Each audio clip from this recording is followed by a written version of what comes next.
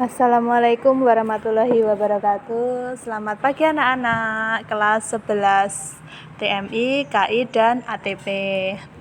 Nah, pada pertemuan kali ini kita akan belajar tentang struktur dan kebahasaan teks prosedur.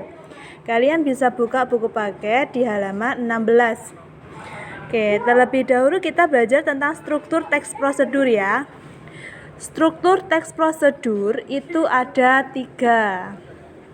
Nah, yang pertama ada tujuan.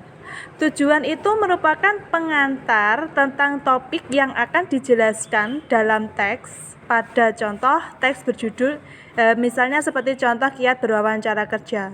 Di situ ada pendahuluan yang dimaksudnya itu berupa pengertian wawancara dan manfaat bagi suatu perusahaan. Bisa dilihat di paragraf nomor 1. Struktur yang kedua itu ada langkah-langkah berupa perincian petunjuk yang disarankan kepada pembaca terkait dengan topik yang ditentukan. Itu bisa kalian lihat di paragraf 2-9. Itu merupakan langkah-langkahnya. Dan struktur yang ketiga itu adalah penegasan ulang. Penegasan ulang itu berupa apa? Harapan atau manfaat apabila petunjuk-petunjuk itu dijalankan dengan baik. Jadi struktur teks prosedur itu ada 3. Yang pertama tujuan, yang kedua langkah-langkah, dan yang ketiga penegasan ulang. Oke. Sekarang mari kita belajar dulu tentang teks prosedur. Di sini ada contoh teks yang halaman 18. Kiat menata rambut pendek. Nah, nanti silakan kalian baca sendiri teksnya, dibaca ya teksnya. Gaya rambut pendek kini mulai disukai lagi meski terlihat sederhana dan seterusnya. Langkah atau cara yang harus dilakukan untuk merawat rambut pendek. Yang pertama, keringkan dengan handuk, gunakan produk styling, blow dry, dan seterusnya. Silahkan kalian baca sendiri. Oke. Terus itu strukturnya. Jadi strukturnya ada 3 ya. Udah mau ulangi lagi. Struktur teks prosedur ada 3. Yang pertama tujuan, yang kedua langkah-langkah, dan yang ketiga adalah penegasan ulang. Terus sekarang yang kedua. Nah, materi yang kedua hari ini adalah halaman 20. Kebahasaan teks prosedur. Pada umumnya teks prosedur itu memiliki ciri-ciri kebahasaan. Yang pertama, banyak menggunakan kata kerja perintah atau imperatif. Kata kerja imperatif itu dibentuk oleh akhiran kan, i, atau partikel lah. Contohnya, di situ ada kata pasti, imbuhan partikelnya kan, pastikan. Tunjuk, imbuhannya kan, bentukannya menjadi tunjukkan. Cerita,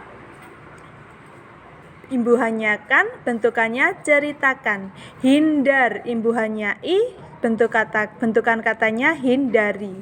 Nah, itu kata kerja imperatif. Kata kerja imperatif itu kata kerja yang menyuruh.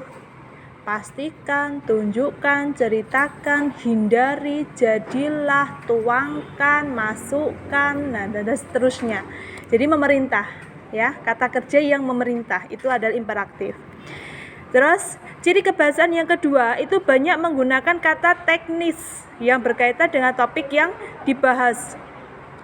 Terus, banyak menggunakan konjungsi atau partikel yang bermakna penambahan.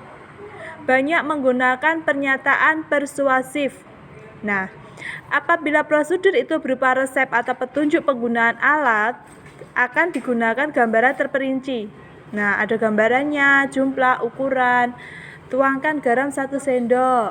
Nah, tuangkan minyak 3 sendok. Nah, seperti itu. Itu ada takan biasanya untuk petunjuk penggunaan alat dan seterusnya. Oke. Dari sini ada pertanyaan? Oke, nanti kalau kalian ada pertanyaan silakan WA ke Bu Rahma ya. Tugasnya hari ini ada 2. Diperhatikan, tugasnya ada 2. Yang pertama itu di halaman 19. Jadi nanti sama ya. Tugas keberapa? Tugas ketiga atau tugas keempat ya? Itu ada 2. Yang satu itu yang di halaman 19 ini. Nah, di dalam kotak. sorry. Yang ada di dalam kotak ini. Ada struktur tes prosedur, tujuannya apa? Langkah-langkah penegasan ulang simpulan. Ya, tugas 1 ini yang di halaman 19. Ini nanti kalian teksnya itu dari ini. Nah, dari kiat menata rambut pendek. Jadi kalian mengisi kotak itu dari teks ini. Teksnya yang halaman 18. Yang gambarnya siapa ini? Dian Sastro. Itu ya. Terus itu tugas 1, tugas A. Terus tugas B-nya yang ini. Yang halaman 21 yang nomor 1. Nah, kalian cari mana yang termasuk kata kerja imperatif, mana yang bukan. Ya. Jadi tugas hari ini ada 2, ada A dan B. Tugas A yang ada di halaman 19 yang di kotak itu, kotak atas itu, tujuan langkah-langkah penegasan ulang. Tugas yang B itu yang ada di halaman 21 yang nomor 1. Oke? Jadi saya ulang lagi, tugasnya ada 2, A dan B. Tugasnya dikerjakan di buku tulis seperti biasa, seperti format yang pernah saya share itu. Dikumpulkan paling lambat jam 8 malam boleh ya, atau jam 9 malam boleh. Yang penting kalian mengumpulkan tugas. Itu saja yang Bu Rahma minta. Tugas-tugas yang belum selesai yang lainnya silahkan dikumpulkan lagi. Terus nanti kalau sudah selesai mengerjakan tugas, bisa difoto, dikirim ke Bu Rahma langsung. Kalau Bu Rahma belum respon, belum memberi balasan, itu berarti tugasnya belum saya koreksi. Tapi nanti kalau saya sudah memberikan balasan, sudah membalas WA kalian, itu berarti tugasnya sudah saya koreksi. Dan apabila nanti ketika tugasnya sudah saya buka, tapi belum saya balas, itu silahkan kalian WA lagi ke Bu Rahma. Jadi sudah centang biru 2, kok sama Bu Rahma belum dibalas. Nah, itu silahkan di WA lagi ke Bu Rahma. Nanti takutnya Bu Rahma yang lupa, ya. Udah, mungkin itu saja. Ada kurang lebihnya saya mohon maaf. Wassalamualaikum warahmatullahi wabarakatuh. Dan selamat mengerjakan anak-anak.